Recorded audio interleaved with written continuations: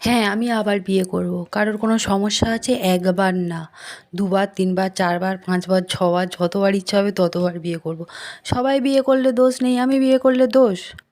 Hey guys, welcome back to my channel Mithai পরিবার। আশা করছি তোমরা সবাই খুব ভালো রয়েছে। আমি ভীষণ ভীষণ ভীষণ ভালো রয়েছি। কারণ আমি যাচ্ছি বিয়ের মেকআপ করতে। বিয়ে করবো আর মেকআপ না করলে হয়? দেন আমি স্টুডিওতে এসে পৌঁছে গেছি আর শাড়ি ট্যাপিং হয়ে গেছে। আমার মেকআপ আর্টিস্ট আমার জন্য ওয়েট করছিল আর আমি ক্লায়েন্ট হয়ে কি করব, নড়ে নড়ে নড়ে নড়ে আসছিলাম।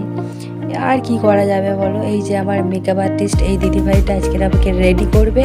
আর আমাকে এই শাড়িটা পরে ঠিক কেমন লাগছে তোমরা কিন্তু বলবে অবশ্যই। শাড়ি ট্যাপিং হয়ে গেছে, এবার হেয়ার স্টাইল হবে।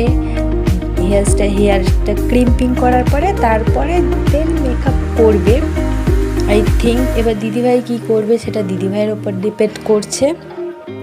আমি তো আমার কাজ চুপচাপ বসে বসে দেখা আর মেকআপটা উপভোগ করা, এটাই হচ্ছে ব্যাপার। কারণ বিয়ে বলে কথা।